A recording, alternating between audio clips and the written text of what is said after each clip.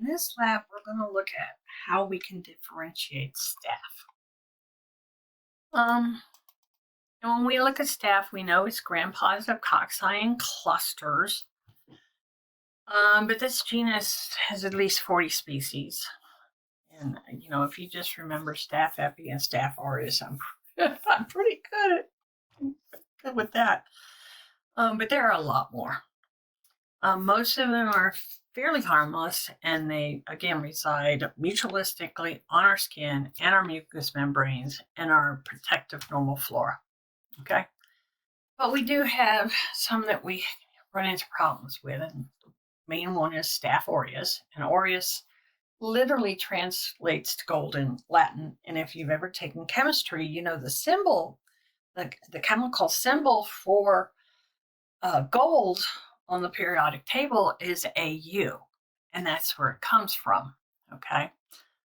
And it is the most common species of staph that causes staph infections.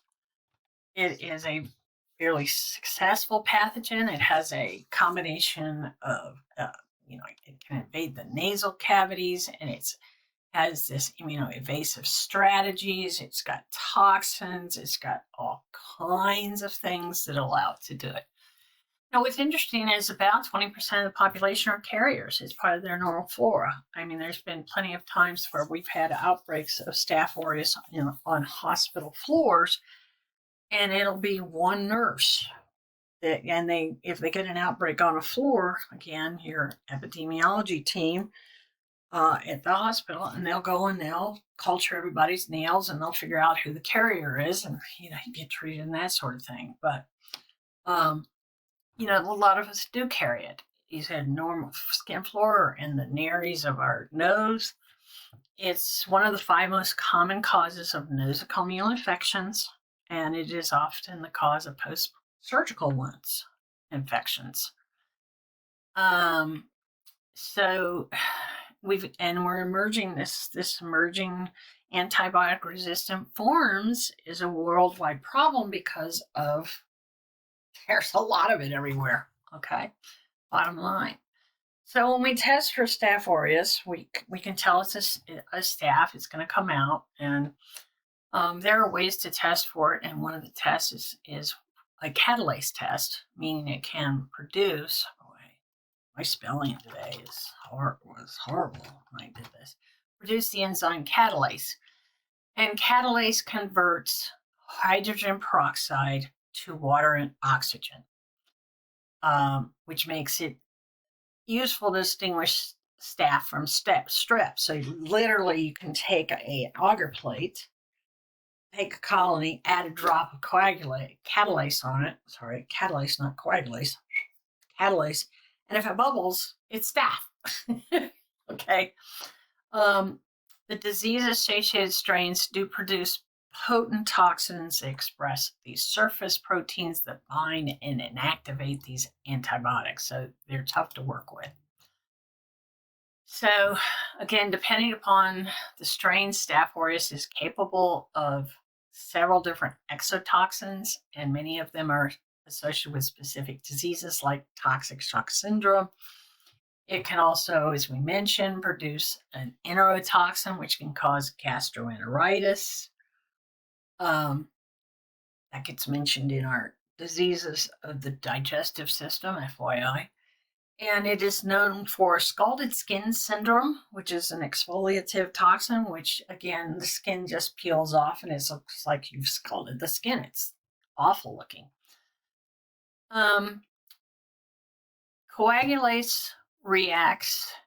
So it has this coagulase enzyme, and it does react with prothrombin in blood. And if you haven't had AP2,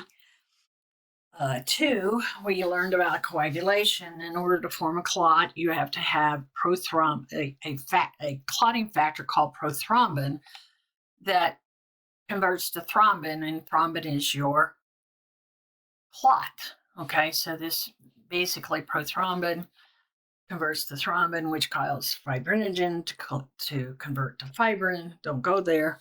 And you end up with a fibrin clot, and that is what is the stable clot. So this clot allows staph, this coagulase allows it to form these fibrin clots around itself and wall itself out from the surrounding tissue, which makes it very hard for the immune system to detect until it basically has formed this whole thing, and then it breaks that clot up and staph just swims through the system. So it's a really neat thing that it has. It's not great for us, but what can I say? So in addition to coagulase, it also has protein A, which is a protein found on the surface, and we can use it to differentiate Staph aureus from other staphs. There is actually a Staphyloccoci test that can test for protein A. It's just a slide test, and if it agglutinates, it's and I'll show you. It's Staph aureus. Okay. You can have all these staphs again that are coagulase negative, and we call them coag negative staphs. And the main one is epidermidis, which is the major part of our normal flora, but it can cause severe infections in immunocompromised patients, especially those with indwelling catheters or ports, because, if you're working with a catheter or port that you're constantly working with, and it's really easy to get that staph in that port and stuff. And if it does get in there and it doesn't get treated, right, they may have to pull that catheter or that port. Another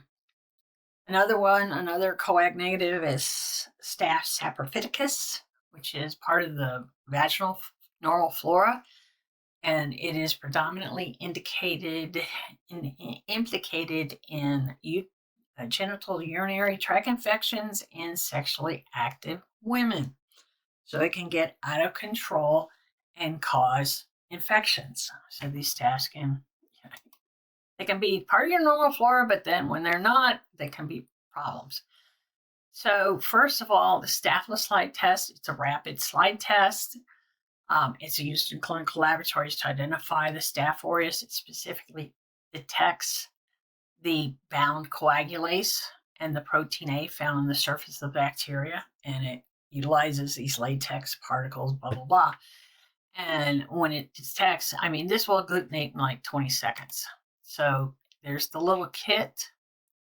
I've used it many a time, and you can see here's the latex test, and you've got a nasal isolate, and here's, and basically the clumping. Anywhere you got the clumping, there's the staph epi. It doesn't bind, doesn't clump, but Staph aureus does. And here's our little test, and we have this nasal isolate. And it clumping. So the nasal isolate is positive for Staph aureus. Something like that.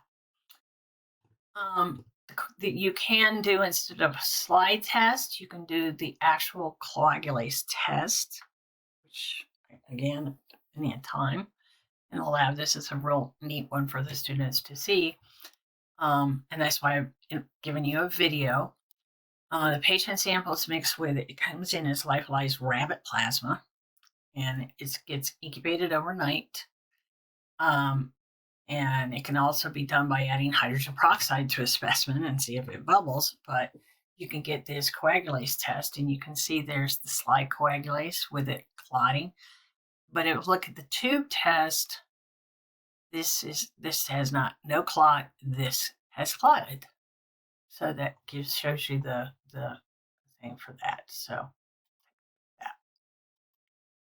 I gave you a little video on that stuff.